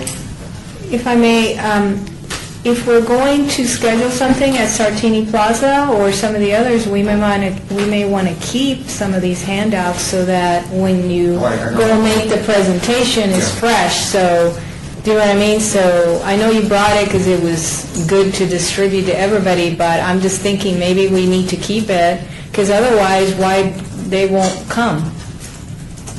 You know, to the presentations that are being, we're going to have the two people meeting with Jurlis in terms of, how can we plan, and then we need to come up with a schedule, and in terms of the others, then we just need to call all of the, like Yvette Mendez, we can go through Patty at Sartini, you can bring this over to Stella Fleming, and all of those, it'd be better if you don't send the items out. In other words, don't take them until we scheduled it, and then at that time you give it, because then they'll listen to you, they'll watch the DVDs, because you're going to play something, right, also? That might be, you listen to the DVDs with what, 5-10 minutes? Yeah, they went anywhere from 5 to 20 minutes. I think they were kind of like a melodrama, and the information was all right, but I don't know that the seniors could find the program of what, well, I think was my comment. The one was fairly short, and I thought we might be able to use it. The others were just kind of long, and I think it would be hard for us to hold their attention for 20 minutes and then give a 10-minute presentation and so on. It would. Okay. Well, and it's perfectly okay, however you want to do it, but it seems to me that before we roll it out, maybe the same team that is set to speak to Jurlis and plan this, that we have a little 10-minute presentation on how you're going to hold it, what DVD you're going to use, and what DVDs are you going to just give away to each of the groups so they can see it. But I'd like a plan, something that is not, so that it's replicable, like if you do it or if he does it, you're imparting the same kind of information. I mean, that's how we do the training, and that's probably how you have it all, like for your Red Cross training or emergency preparedness or whatever. Is that okay to have a little short plan about some of the things that are going to be discussed? But when are you going to have something up on Sartini soon, or? Our room is very, very, very rarely used because it's for big nowhere. We just had a big barbecue. So that could be our first test, but remember, we would have to figure out if we go to Sartini, are we going to give them some kind of food, or do they have a program that is connected? I don't have that much money I've for lived in food. senior housing for all those years. I mean, you could promise them the president, unless you can give them food, they ain't coming. It's not food or gambling, we're not just coming out of our pockets. We need to talk about that because, my funding is not that big. So I might have some funding. So this is the kind of thing that needs to be planned. It's just not like we're going to go there. I need to have the committee, my recommendation is that when the committee meets and we start doing the schedule, that we figure out what are we going to do and what kind of snacks are going to be provided, what time is it, can we work with the housing authority, if it's a housing authority, can we work with their team? Sometimes they may just do the food and we do the presentation, or they may add some food to what we have. This is the planning, and then once we have it all, we have the schedule and we have everything, then we know, I'll schedule it with my, we have to all work on the same schedules. Okay, So- we could, So you want me to work with you when you sure. have something? Yeah, that's no problem. Okay. I remember, I used to live in Carefree. I was like independent living. And they had a lot of politicians come down and give a speech, you know, and they would give them giveaways. So you used to take the food, the giveaway, and come down to make the speech out of the room. You basically got to do your presentation and don't give anything away until they stay for the presentation. I'm serious. They'll just eat the food, roll the giveaway, and they're out the door. And you need people standing there with, you know, nobody's in the room. Well, I think if we coordinate it with the councilwoman so she can be present, I mean, there's a lot. If we're doing Councilman Ross, Councilman Barlow, all of them want to be present. So we got to, you know, we got to get everything and then put our ducks in order. So maybe we start with just a few, just to get our feet on the ground, and then once we do that, then we roll, you know, as we're doing those, and we continue speaking about other dates. There's plenty of lists. For example, Betty did the analysis of those apartment the housing for seniors. Some may or may not be part of the city, or are these all city? These are all city, Oh, what a gal. and Thank these you. are all assisted living, no, these are all independent living. All right, so But I did not that's include another, people that were assisted or skilled nursing, All right. because they get different kind of care and different activities. These are all. so there's a lot of planning involved, and then, but there's so many opportunities, and, you know, we may also include the wellness check presentation that Carell talked about, David Carell. So, I mean, we have a lot of options, and there are a lot of people out there. Safety, maybe safety should be an issue. You know, we've talked about safety in walking, safety in walking in dark areas, you know, and scams. So your subcommittee, whenever you put it together, just give me a call, because I think we can have a max. I was out of the room, so maybe 2 to 3, is that what it was? So Lee how- said 2. Just 2? I would too, Yeah, preferably, just to and ensure. we'll call it an ad hoc, because that's what she suggested. Okay, an ad hoc.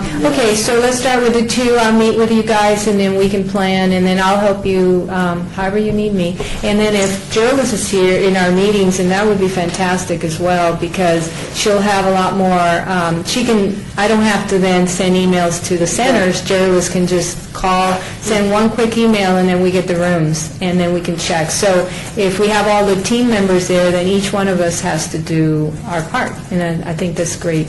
So it would be great, because you got 3 complexes right there. Yeah, we within want to be walking. able to provide, you know, James on Towers, I come around and play bingo all the time. You ever see the little ladies in their power chairs? Driving along.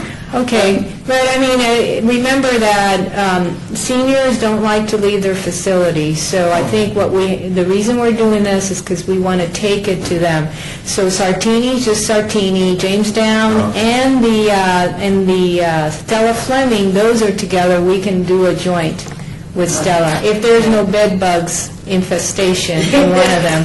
If there is, we cannot do a joint, because you can't move them back and forth, so. Oh, look, David Carell is calling me. He probably wants to know how it went, because I haven't done his presentation yet. Oh, All right, do you have any Ricky Barlow suggested this thing about it's scams. mine, it's David You want to take Carell. some of these to the room? Yeah, I don't live there, but I'll take them. All right. Is your complex? I don't live in the complex. Yeah, okay. So, I live in my house okay, all right. for 47 Well, years. you're a complex person. Yes. Okay, all right. So we will go ahead and move on. Thank you very much for your hard work, gentlemen, and I know Jean, you have been instrumental in that as well. All right, moving on to agenda item 11, discuss regarding topics for future agenda items by Senior Citizens Advisory Board.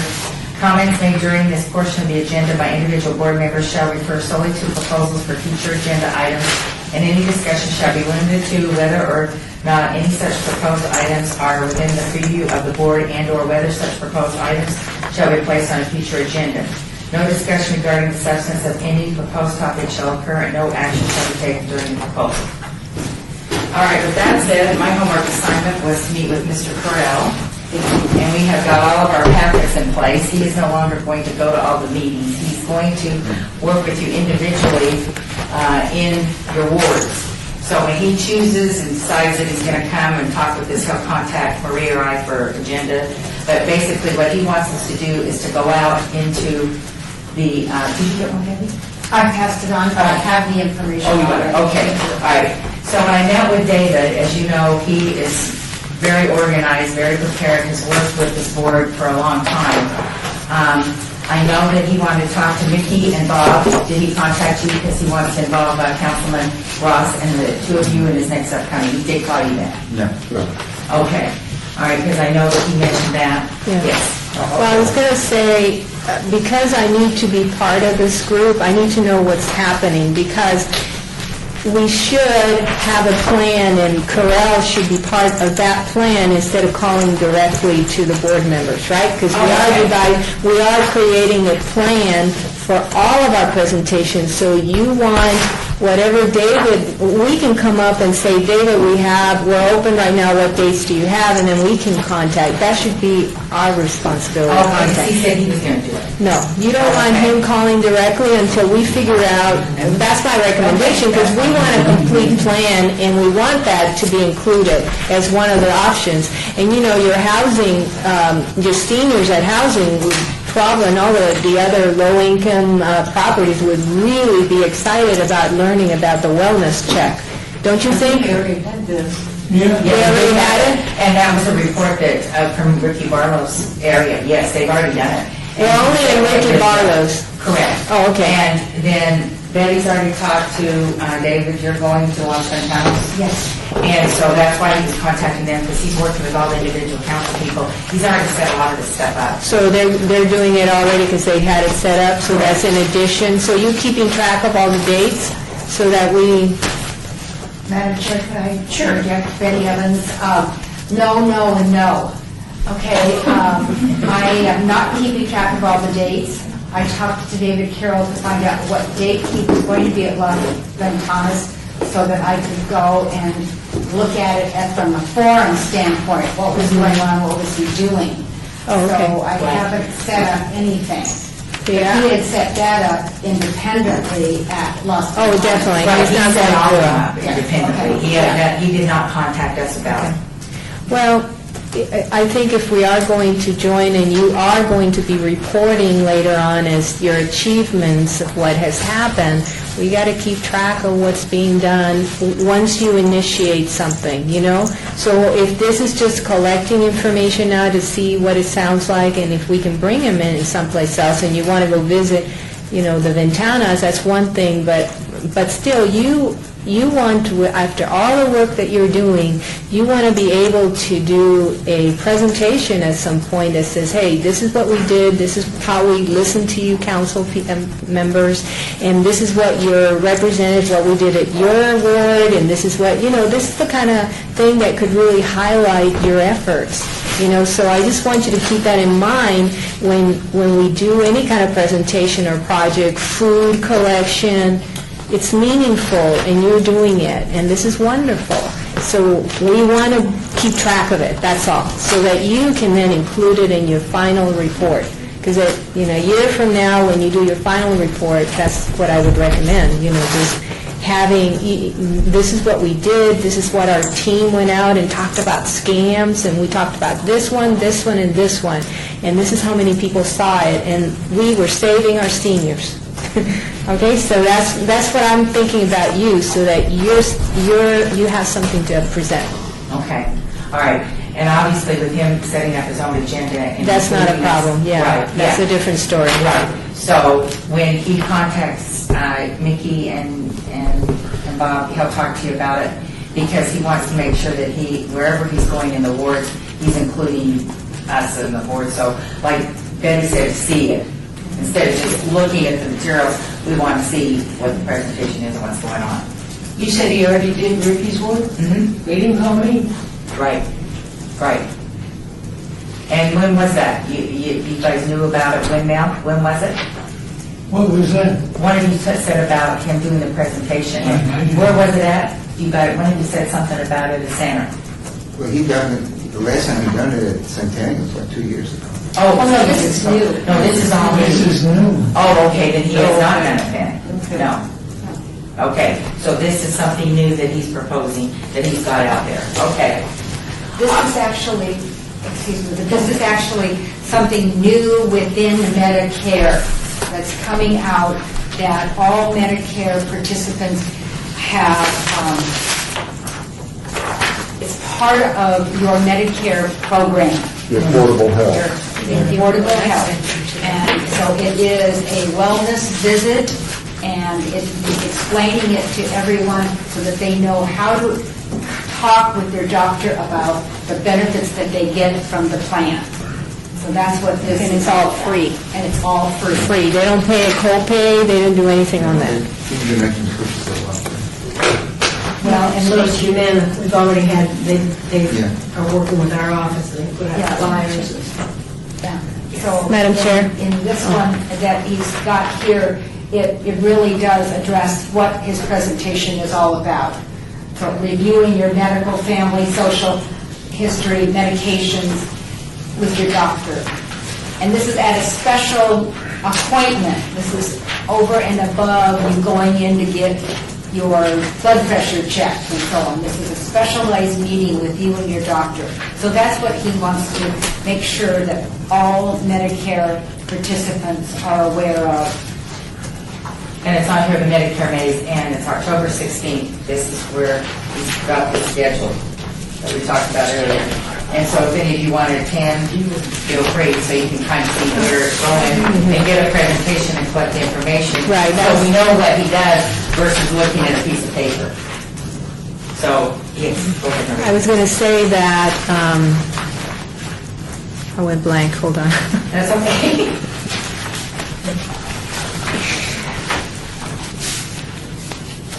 No, I was going to, hold on. No, I got sidetracked. I did send all of you again, because I sent you one thing, and then I realized that I had handouts on everything that had to do with the wellness check. So there are two articles that David Carell had mentioned in his presentation 2 months ago in July. And that presentation, I don't remember the newspapers or the journals that talked about how valuable this wellness check was, but I sent it all via email to you. So you, in addition to what he put there, you got a few other items. Did you already print it out? Yeah. So what was the journal? No, just say what it is. Don't. All right. Do you need glasses, or? No, I didn't know if he was coming over here so I could read it, or, because I gotta bring my own glasses too, if you want me to read it, or get Mel to read it. If it's not clear, don't worry about it. It's just journals that talk about the value of the wellness check. I don't see that. So you'll see it, there's 2 of them, plus the handout that he gave out the first time. And I would have sent him the PowerPoint, but he didn't send it. Chicago, Illinois, November 2007. Wellness care, Medicare wellness benefit. Nobody knows about it.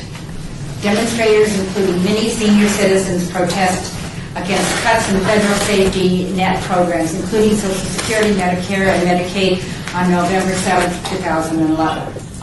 And then it goes on. It's an article out of the paper. Yeah, there's from the national poll. And then the second page, paragraph, the wellness visit is a benefit under Medicare that nobody knows about. The geriatric expert said in announcing the poll results. It goes on with the results. Okay, all right, for clarification, these documents that are sitting here, again, see it on October 16th. I highly recommend that if you can attend that, that would be easier to see it in action. I mean, I'm not suggesting you don't read it. Where is it? At Las Vegas. It's in your Oh, packet, yes. Yeah, it's on West Charleston. Right, October 16th. Almost Red Rock Yes. Hotel. Right, it's up by there. And also, Lee, do you need this documentation that Maria sent to us? Do you need copies of No, I didn't bring it here, I just sent it by Okay. email, so. If you desire to be part of the final record included as backup, by all means, you can submit it to me. All right, that would be great. Where did that Yeah, come 'cause from? might as well have it. Is that the blue folder? Blue folder. So where do you put it?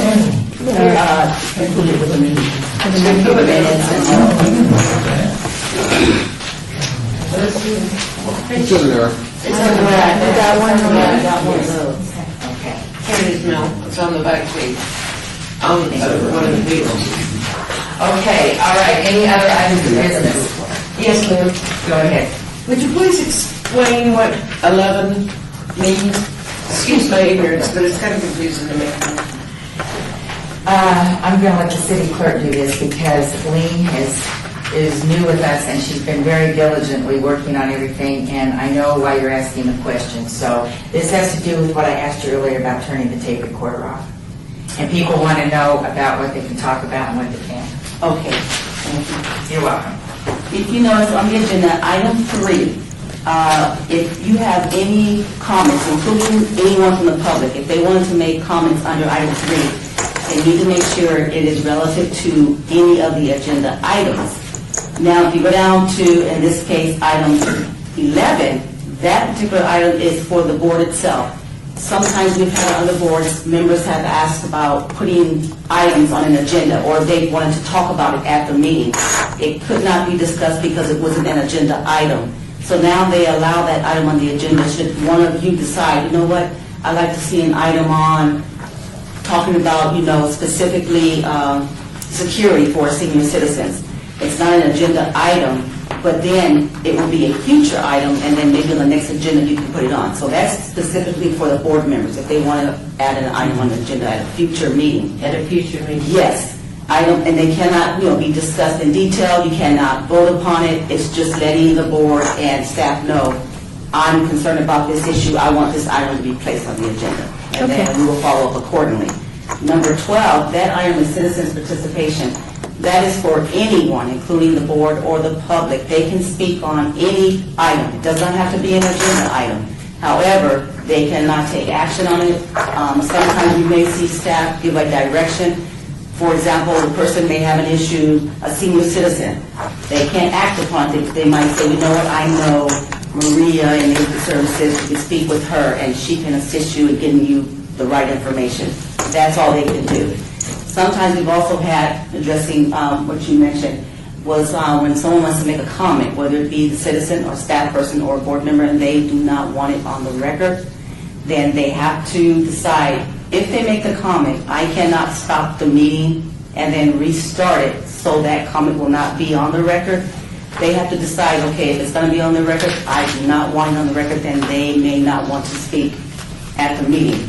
We've had someone that wanted to pass out a handout at the meeting, but didn't want to be as part of the final backup for that meeting.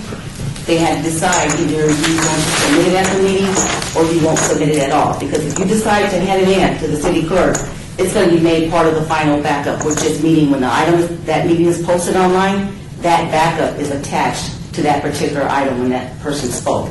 So you have to be mindful, if they do not want it on the record, they may not want to speak at all while the meeting is being recorded per open meeting law, or they can decide to say, I'll make my comments after the fact once the meeting is adjourned. Now, these things we passed out, like, for our, these things. Now, if we didn't want that as a record, we wouldn't pass it out. That is correct. Okay. Because when it's handed in to me, it becomes part of the final record. If you just wanting to pass out general information, what I can suggest to you is when we create the agenda and you, for example, have those comments and you want it just for the council, then you can pass it out or give it to staff and then we can just pass it out to you. But if you hand it in to me at the meeting or someone, a board member or staff does, it's going to be made part of the final record. I have to do that. But if it's something that's general and you don't want it to be part of the final record, then I would suggest you wouldn't distribute it because it will become part of the final record. I don't know when that would ever happen, but it's good to know. Well, and then we've had some boards that for some time now that have not had an attorney present, and sometimes the information was not as clear relative to open meeting law, which is why sometimes we try to inform them now, and they may not just have been not aware of it. And something as simple as when I mentioned to Chair Heiss that she would mind calling the items for the record. So anyone listening to this meeting would know what item they're on. They would know that this discussion falls under that item. It's just those simple things to make sure we're in alignment with that open meeting law. So general stuff, like I said, if you don't want it to be part of the record, you can just speak with that particular person. You can send it to them. You can look at it, but if you hand it in to me, it is part of the final record. Well, what if you passed it out to the committee, but not to you? No, if I don't get a copy of it, and we've had boards do that. They may have, we've had applicants come in on some committees and they've had a map of something just to show. They've passed out pictures showing what that site looked like. It was not necessarily handed in to me. They were just giving them a picture of what they were talking about, and it was not handed in for the record. So it's not part of the backup.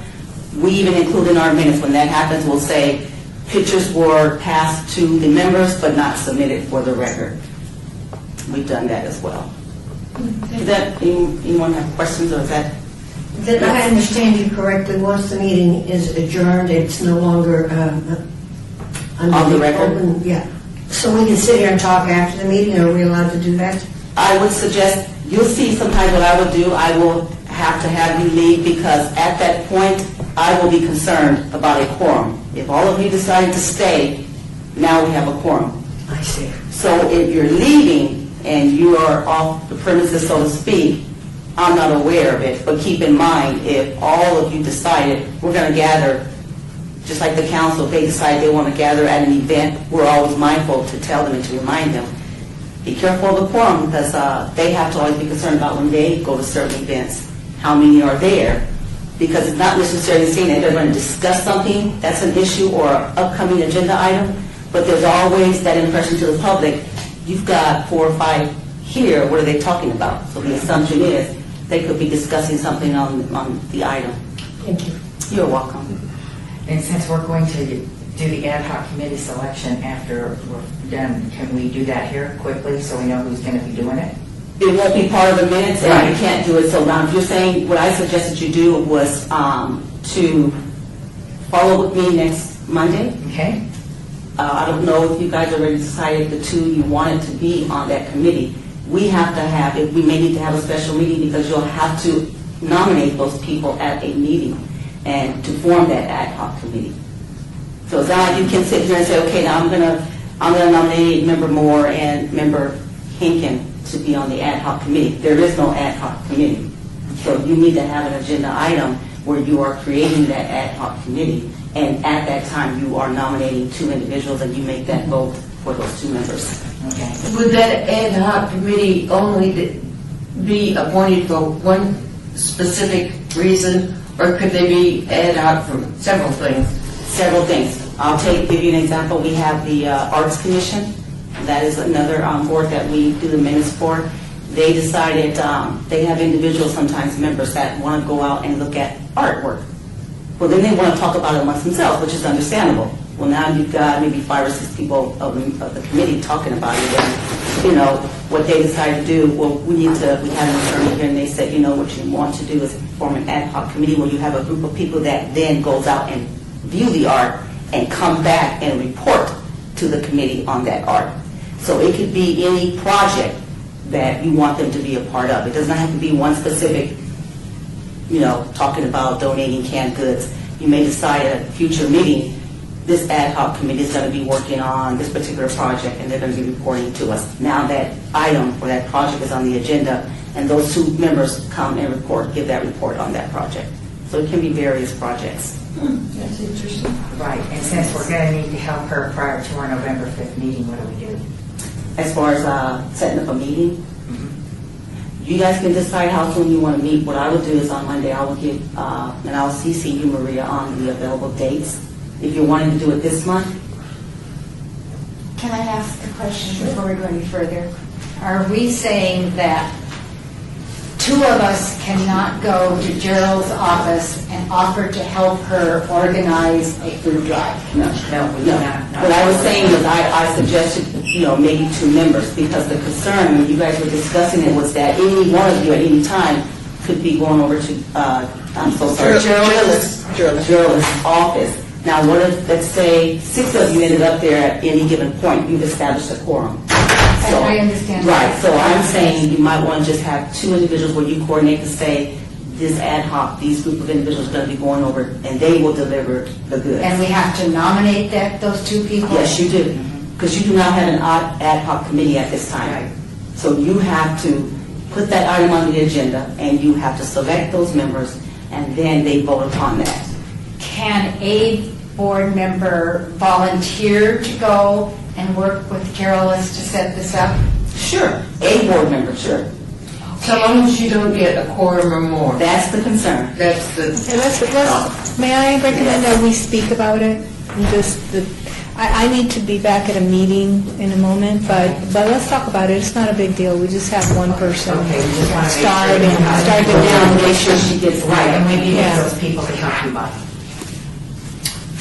As soon as possible. So- That's okay, we can talk, I don't know that I can speak today because I have a meeting, but by Monday Okay, morning or that would something, be we great. can talk.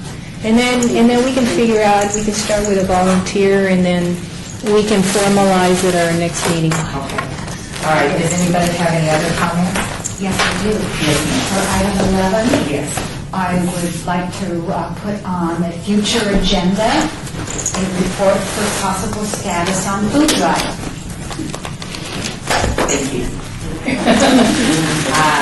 Do I need to have an emotion on that? No, you do not. No, okay, good, that's good. And hopefully you'll be able to attend our meetings, and we will copy you on when they are, because, I mean, you're going to be an absolute vital part of what we're doing going forward, and I cannot thank you enough for coming today. Sure. maybe she could come and visit with us again. Right, that's why, yeah, she said she Maria can would. let me know. Should we put I'll send you all the down dates. Yeah. course? The CPR course, I think, is going to be coordinated, if I wasn't mistaken, through her. Okay. Yes. But I don't want to leave Letty in the lurch. Oh, I talked to Letty several times a day, so no, that So won't will be a you tell problem. her you're just taking that over? Yes, Okay. And Jean was very active, she could help you with that. right, and that, so you can be the volunteer for CPR.